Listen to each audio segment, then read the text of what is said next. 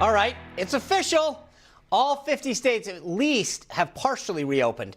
And as we get out again and start going shopping to different stores or whatever's legal, wherever you are, there seems to be a shift in at least how this is playing out politically. 2 weeks ago, a Pew poll found those people who are unemployed showed 68% polled thought COVID-19 restrictions were lifted too quickly, right? Interesting. Well, 31% said that they weren't lifted quickly enough. But in the latest Rasmussen poll, 49% agree with President Trump's push to reopen. 36% disagree, while 15% don't know what they want to do. Well, a couple of other interesting polls from CBS looked at trust levels for COVID-19 information split along party lines. 85% of Republicans say they trust President Trump on what he's telling us about COVID-19, but only 8% of the Democrats. Meanwhile, 83% of Democrats say they trust Dr. Anthony FAUCI, while only 51% of Republicans say the same. So as we head up to the election, how are these numbers going to split along party lines, and does it make a difference? We're going to ask political consultant, Newsmax analyst Dick Morris. Dick, welcome back. Good to be here, Sean. All right, I know in the past you've talked about openers and closers. How do those people align politically? Well, in theory and in the main, closers are Democrats and openers are Republicans, because that reflects the positions of President Trump, who's pushing for opening, and candidate Biden, who tends to be opposing it. But I think there's a very interesting thing going on here. As this virus recedes around the country, it becomes increasingly a phenomenon of the metropolitan areas, particularly New York, but also Houston, Detroit, and other places. And those are the Democratic Party base. And if Biden advocates reopening, he runs afoul of his base, and he'll face severe criticism. On the other hand, if he does not favor reopening, Trump is appealing to the voters outside of those core metropolitan areas, who for the most part see no reason not to reopen. They're sitting there not able to go out at night, not able to see their mothers or fathers or girlfriends or go to work. And they don't see why, because around them, they don't see this crisis.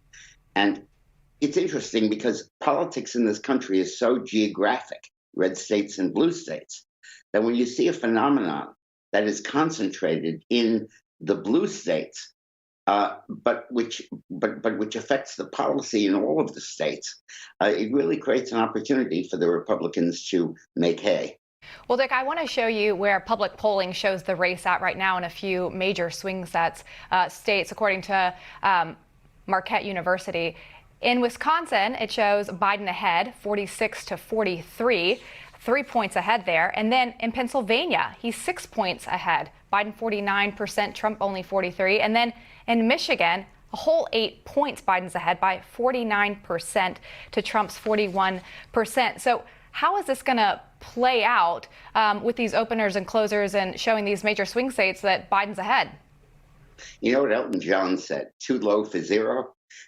I think it's too low for zero of the amount of attention that ought to be paid to that.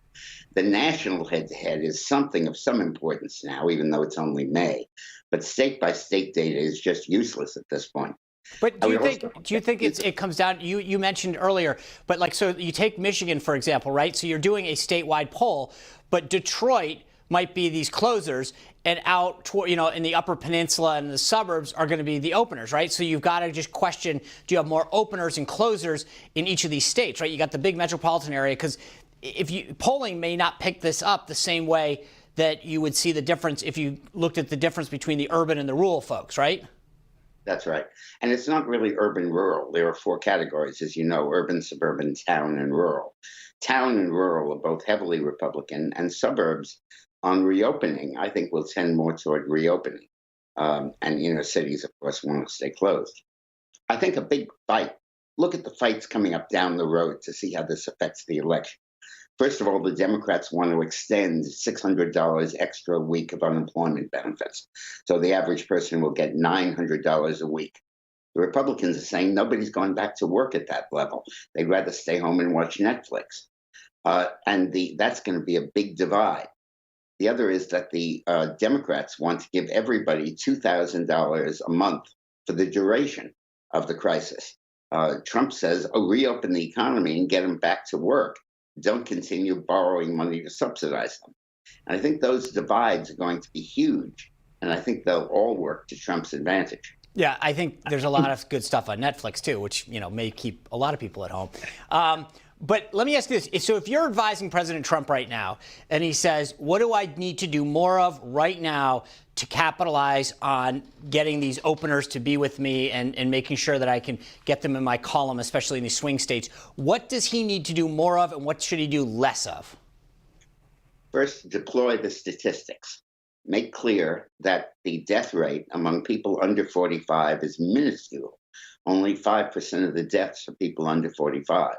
Half are over 80. 95% are over 45. And make clear there's no reason, it's not open versus closed by geography. It should be by age. Secondly, he should explain that in Republican terms, that we want people to take personal responsibility for themselves. They're big, they're old, they know to wash their hands, to have social distance, to wear masks. And we don't need the government to be their nanny, telling them what they can and can't do.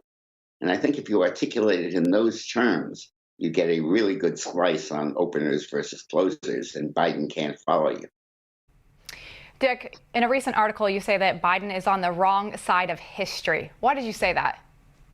Because we're going to reopen, we're not going to stay closed for 2 years or till November.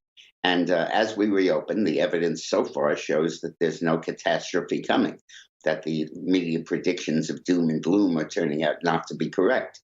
Georgia, Florida have had very little dramatic increase in cases or deaths. Some have had an increase in diagnosis, that is testing positive, but not in deaths, and not Texas, not any of those states.